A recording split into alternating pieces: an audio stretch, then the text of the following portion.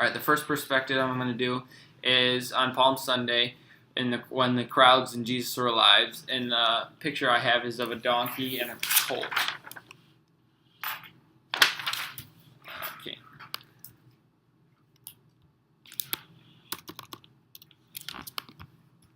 Yeah.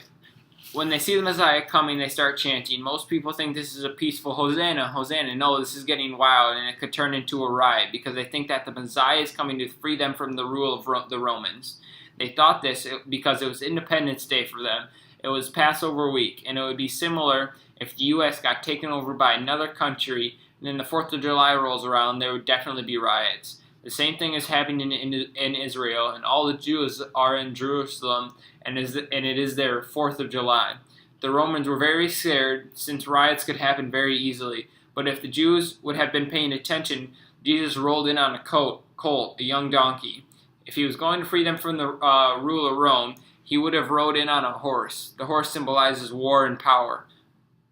No one realizes this. No one realizes symbolism of Jesus riding in on the donkey. Also, the Pharisees were scared because they have power over the Jews, but the Romans have power over them. So if the riots start happening under the Pharisees, they would lose their power and position.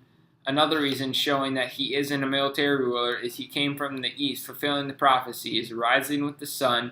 Since it was Passover week, this Sunday was Lamb Selection Day, and Jesus was being selected as the final lamb. And then my next one is Friday, and it's perspective through Pilate, and you have a bowl of water to wash your hands. That's a feel. The last one was sight, because it was a picture. And thing I wrote, today this man was brought to me. The Pharisees said he was to be crucified, but still now I do not see why. They told me that they had a trial of their own, but since the Jews can't legally kill anyone, they had to bring him to me. I felt that they were making false evidence, but I could not know. I questioned him, and I found him to be innocent. He had done nothing wrong, and the Jewish leaders were furious, but I knew that he was innocent. The conditions of the Jews were getting worse and worse. When I went out and told the crowd that he was innocent, they started to yell, "Crucify him, crucify him." Since it was Passover week, all the Jews were in Jerusalem. I thought riots could break out instantly, and then my head would be on the chopping block. There are radical Jews here that could fire up the crowd. So thinking about what could happen, I decided to change my mind. They could either release Barabbas, who was a mass murderer, and crucify Jesus, or Jesus not be crucified and Barabbas not be released. I did this because I thought that they wouldn't want a mass murderer to be out in the streets. What did Jesus even do, if anything at all? How could he be worse than Barabbas? They started yelling, "Release Barabbas! Release Barabbas!" To please the crowd and to prevent riots, I declared that Jesus was to be crucified, and I ordered a release of Barabbas. Once this was done, I asked for a bowl of water to be brought out, and I washed my hands in front of the crowd, showing that I didn't want to be part of this, but I had to be anyway. You can wash your hands in the bowl of water, as Pilate felt. Then my next one is I have some spices, and it's on Easter Sunday, and it's through the perspective of Mary. The overwhelming grief just hit you. You realize that the son that God gave to you had just died. He died, and you have no reason why, and you're asking God, why did he do this to you? It doesn't make sense. God gave him to you, and then he took him away so suddenly.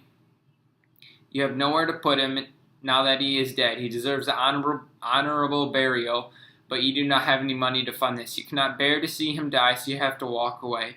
You hear people cheering, yelling, and mocking him while he was dying. But you can also people hear that are crying and mourning that Jesus is going to be dead. You stand back on a hill, staring at your son being crucified. Once it is over, Joseph said that he would take him down from the cross. You have no idea where he's going to be buried. Right before you were going to thank him, he told you that Jesus was to be buried in his tomb. This showed that even though Jesus was hated by some, he was loved by many. You and the other Marys were going to prepare the body tomorrow morning.